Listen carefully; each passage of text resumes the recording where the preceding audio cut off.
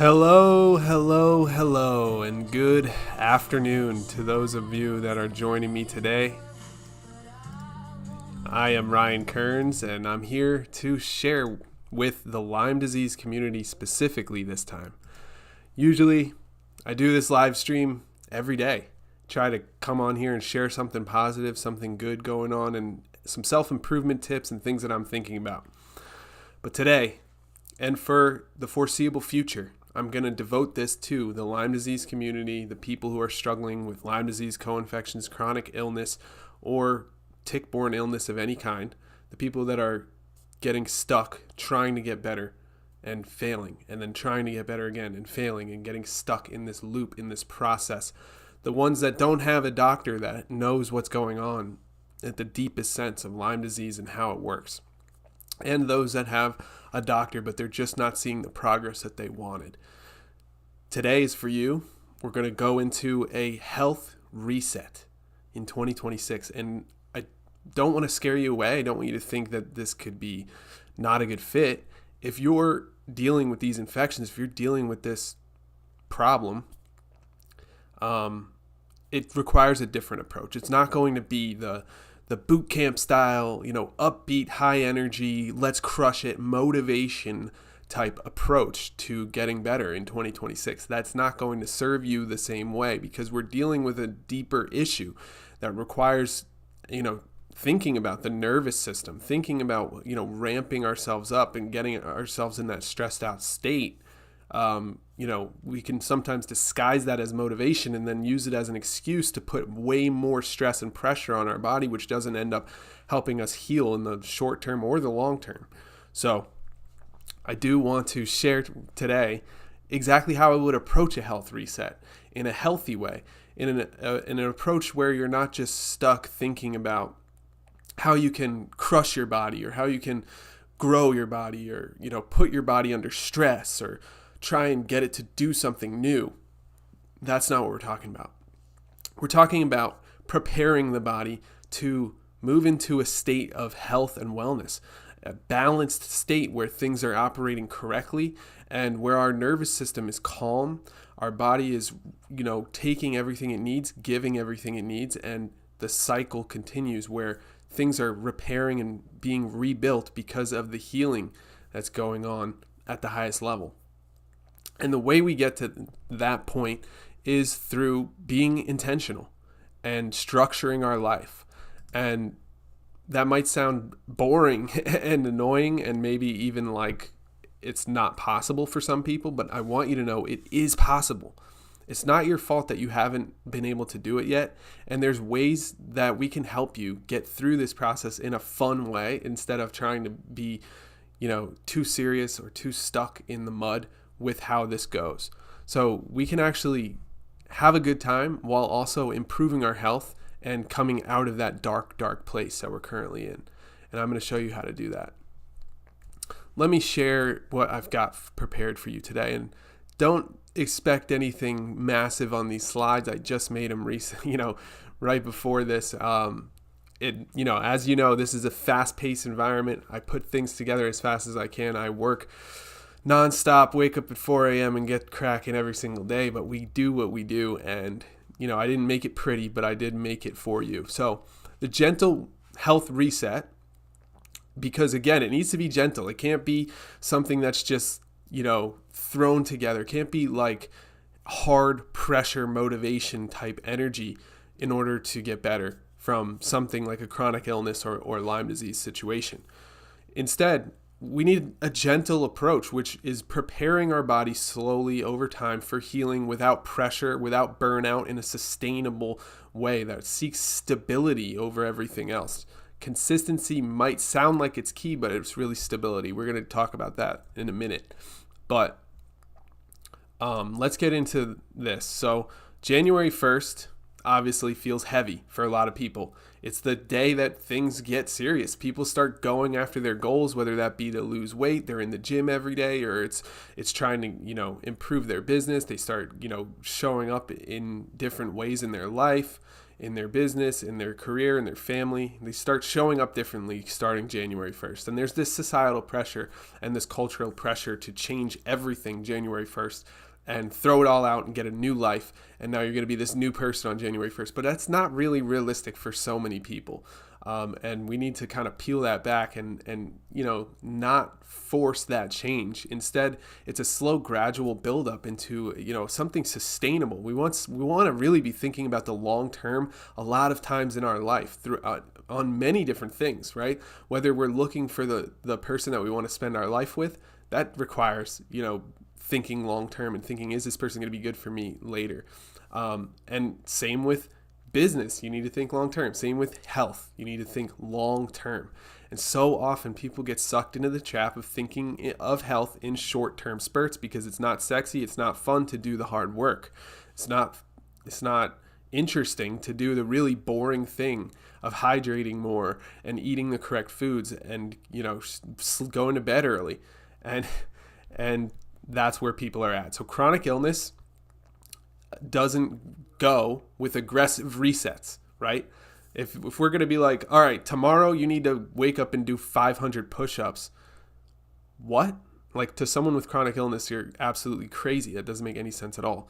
We're not trying to do some kind of aggressive health reset in that way. What we're doing is framing our life and, preparing our life for a healthy build in 2026. And it's not going to actually all happen in January, and we shouldn't expect it to happen in January.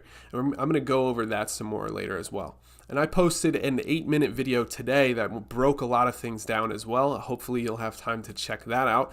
But January 1st feels insanely heavy for people that are dealing with a hard time, a chronic illness, Lyme disease, something that they can't really control, but it's, having such a huge impact on their health and on their life, on their energy levels. But it's just important to remember your body isn't behind. It just requires a little bit of intentionality and slow building and ramping up to a place where you're doing lots of things that will be helpful for your body in the long term. That's really the goal here. Too often we get sucked into that short-term thinking, and that's not going to serve us this year in 2026. I want you to drop that mindset. Moving on, the problem with typical health resets is that it's just too much, too fast. They're trying to push the body to a limit that it doesn't need to hit quickly if you're dealing with an infection or if you're dealing with chronic illness or Lyme disease or something difficult like that. Too much, too fast can break the whole thing. And this is even for people who are healthy as well. If I push myself to do, let's say I'm like lifting heavy weights every single day starting January 1st, there's a very good chance that I'll burn out by January 31st, and I won't really be showing up the same way in February.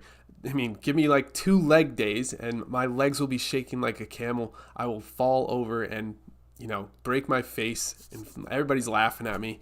And you can't do that. It's too much, too fast, right? We need to slow it down.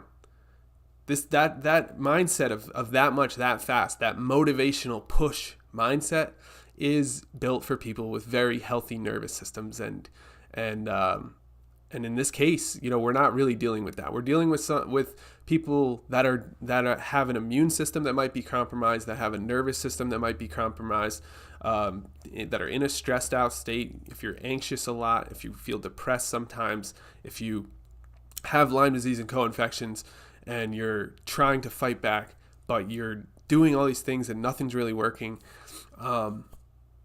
It leads to burnout, not healing, right? And if we want to heal the body, if we want to actually take back control of that, we can't go too much too fast. We've got to slow it down, and we've got to be methodical and actually overlay it into our life. Like, it's not going to be the same for everybody. It's going to be different for everybody because we all have different lives. We have different perceptions. We have different everything. I mean, we have different everything. Backgrounds, cultural backgrounds, where we live, what we eat. I could go on and on. Obviously, we are very different. So this needs to be something specific to you that's overlaid over everything else. So one core shift. What can we stop forcing, or what can we let go of, or what can we release? I think that's a really good way to think about that. especially like the January month. See, people put all this pressure on January 1st and then they end up quitting so easily because they're literally putting everything on that month. But if we step back and just say, well, the slow, sustainable way to do this is actually just, removing something out of my life, one thing and one thing only in January. Something that is a crutch, something that you don't need, something that's not giving you what you deserve, right?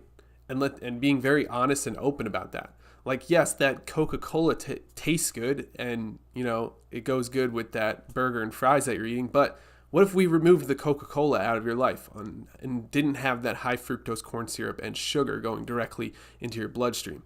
Would that help or hurt your health over the long term? We can remove that for the month of January, right? And that is just one small thing we can do. And it's not really forcing much behavior. It's just simple. It is a little bit of a hard thing. We want to be challenged lightly, but it's one core shift. We're not saying like stop everything altogether. And I think that's a big shift that will help people a lot, because sometimes we get so bogged down in all of the things that we can change at once that we don't even know where to start. But what if you just started with something simple, where you stopped, succumbing to it so easily, or maybe you stopped forcing something else, right? Maybe you're doing something that doesn't need to be done, or maybe you can release something that you're holding too tightly to. All of those shifts, those small shifts, can actually help a lot, especially when it comes to health and what we're eating, what we're putting in our body, what we're doing every day and consuming every day. If we can shift some of that around a little bit and just think about how it's going to feel, how it's going to look when, how we feel, really listening to our body after that change is going to be the biggest next step. So once we remove something, really listening to the body, seeing what happens, and just paying attention for a period of time, and then we can do another thing. And it doesn't always need to be subtraction. It could be addition eventually. But what I've found is we need to make room for things in our life. Sometimes removing things that aren't serving us before trying to add a bunch of things that could serve us is the best move. So here's what stability creates. When you have stability, you end up with nervous system safety, which is paramount. Our nervous system really does control everything else, like all of the hormones that are released at different times of the day in our body and for different reasons. There's a control system for all of that, is the nervous system, and we need to make sure that our nervous system is not overreacting or underreacting in any way. A lot of times it's by just breathing, being present, and trying meditation, trying to calm the nervous system in those ways. And those do have a direct effect on health impacts across the board. So this is not new. This is not like crazy, like made up stuff. This is the science behind it. So that nervous system safety then gives us more capacity for healing, which is ironic and crazy because, we often think that being calm, or like we need to be anxious, we need to punch through, we need to get things done in order to be better. But it's actually the opposite in this case, where we actually need to calm ourselves down more often in order to get better. And that's a difficult idea because life is hard. There's a ton of things going on all around us, and bad things happen. And it's difficult to stay in a calm state even when things are going terribly wrong. And working on that, getting that down, is what will make or break your year. If you can make that happen, if you can make it so that you're not reactive and you're in a calmer state more of the time, right? And again, it's always averages over time. It's never going to be like a big swing up where it's like just changes everything overnight, or a big switch. That's not real. What we need to focus on is averages over time and doing the right thing more often than not. And obviously, life is crazy. Things happen. But we also need to I believe we need to try to grow. We need to try to show up and do things to better ourselves. And I believe that's a big part of what it means to be a human being. And so that's why I show up to do this, so I can help other people go through the same process I went through. But through that, I benefit from it. Hopefully you benefit from it. And then we can create that stability together. A calmer January will be the result. And when you have that calm January, it will actually set you up for a better February, and things can build slowly over time. And you'll have that long-term mindset instead of that quick shift mindset that breaks everybody. So let's have a gentle direction forward from here. January really is a continuation. It's not a deadline. And I think that's why it's really important to start talking about this today, right now, as we speak. I think it's important to get ahead of this and be thinking about it before January comes, so that we can just prepare our bodies nice and easy and get ready for the time that's going to happen in January. And that way, it's going to be kind of funny when everyone else is running around, stressed out, trying to get to the gym, trying to push their lives forward in all of these very anxious, stressed out ways. And you're sitting there like so zen and calm, just watching everybody else and thinking to yourself, I'm doing what's right for my body right now, and that's what's most important right now. And by the way, kudos to you. Pat yourself on the back if you're able to do that already. And if you're that type of person that shows up for yourself and stays showing up for yourself and tries to do the things that are pushing yourself a little bit, but not so hard where you break yourself, I think that's really valuable and important. Like, for example, going in a sauna can be very good for our detox pathways. It can be good to release, sweat and toxins. And toxins don't necessarily come out directly through sweat, but getting that blood pumping through your whole body and blood sent to all of your organs, including your liver, does help with the detox process. But anyway, going in the sauna all the time can be good, but then there's a certain level where you're going too much, right?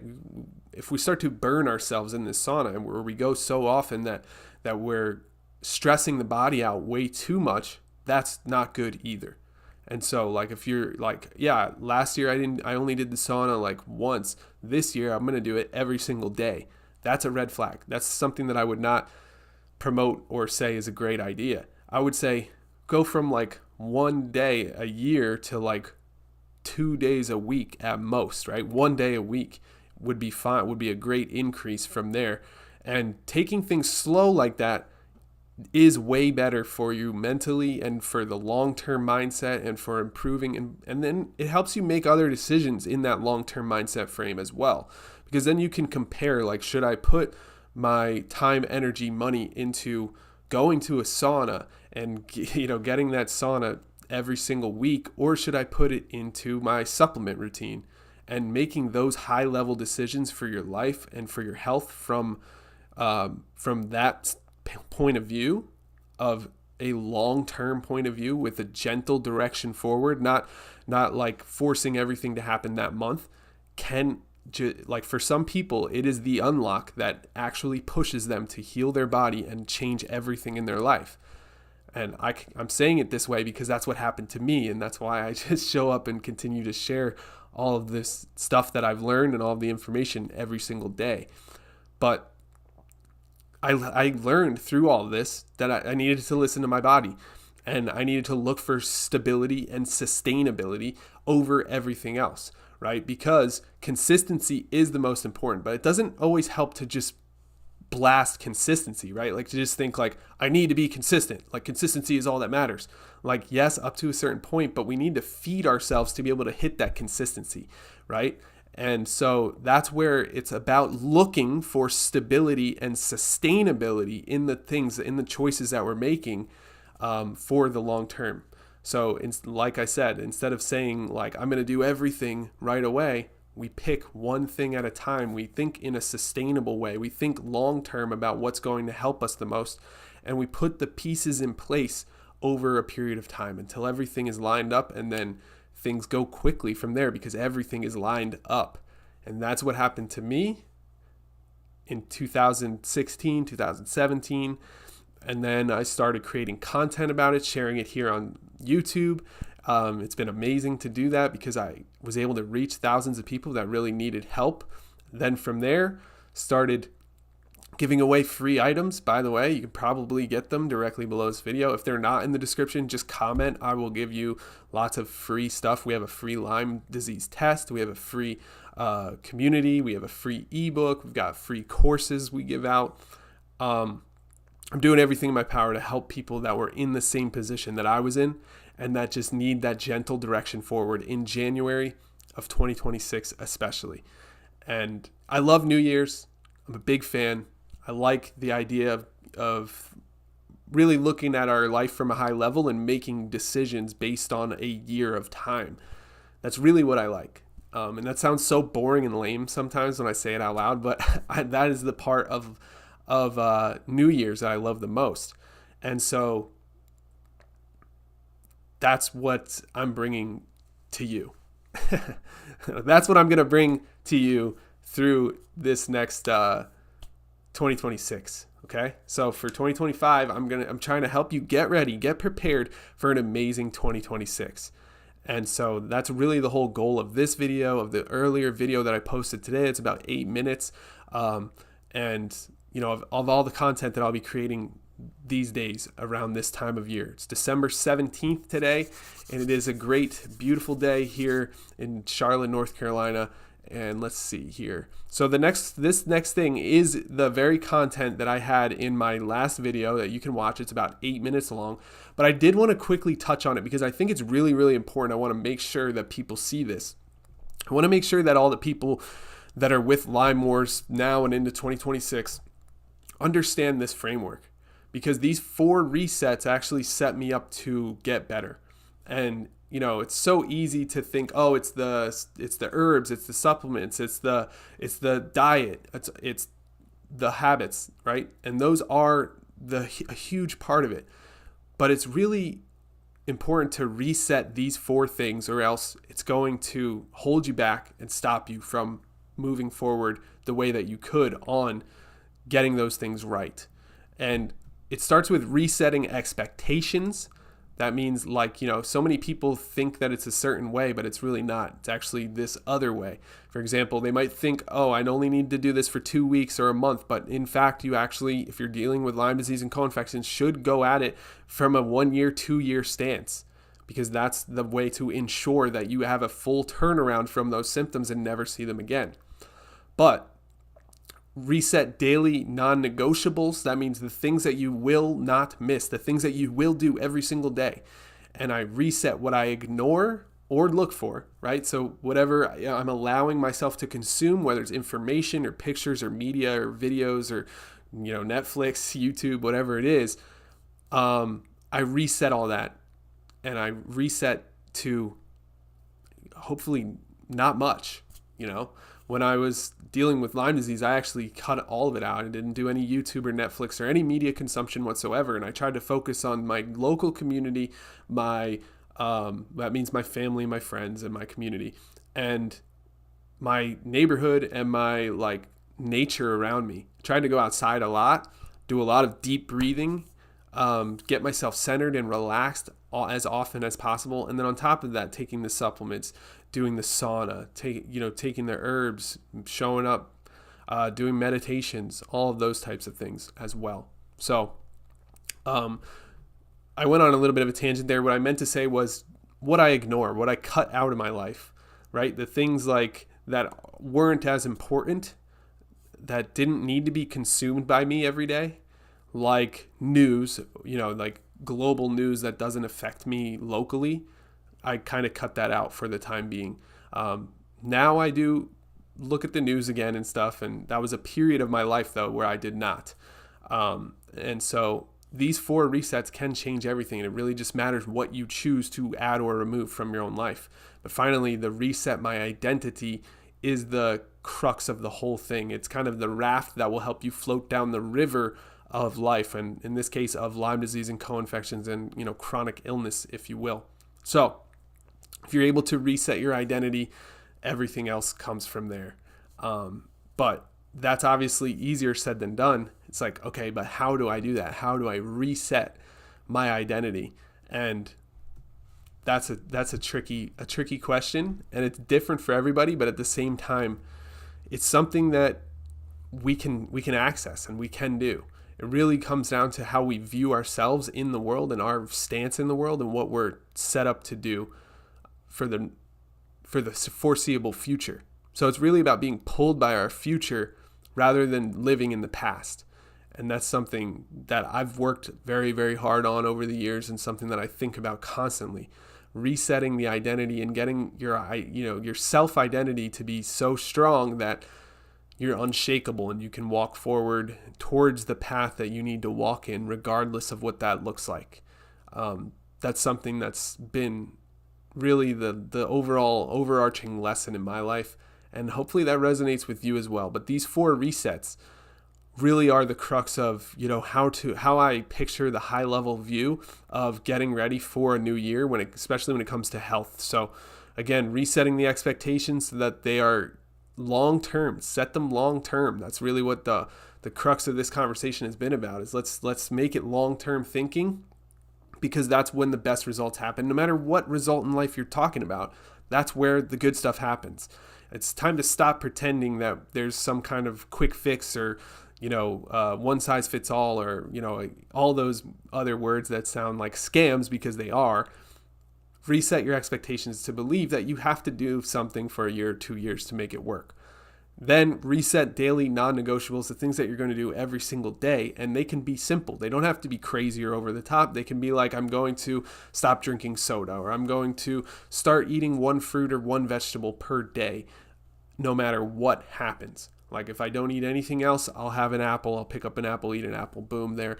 I did the one thing. It's a non-negotiable.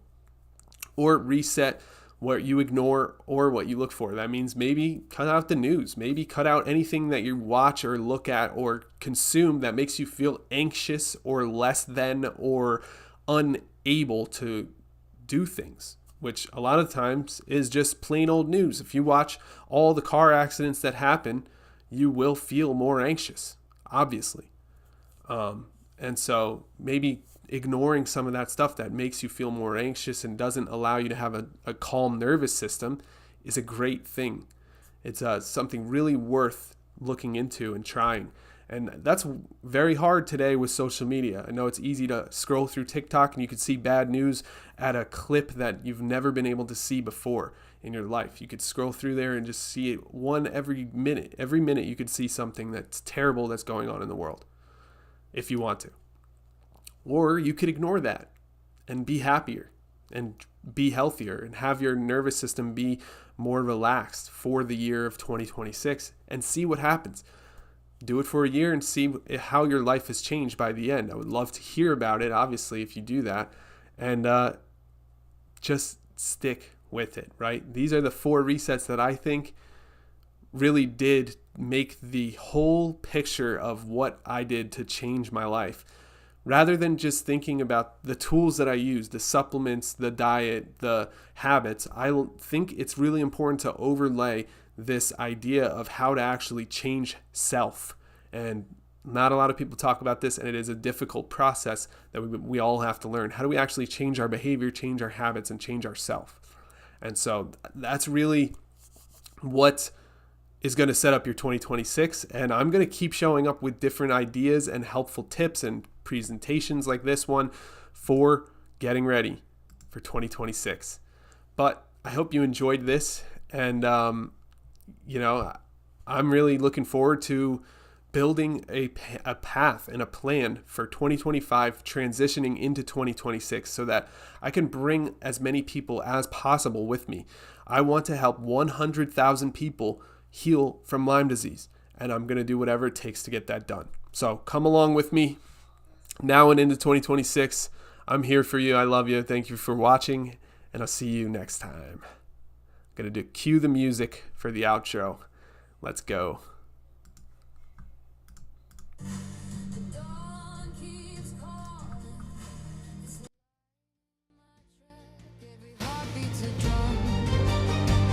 Every moment a spark, turning the silence into flames in the dark. The earth beats loud.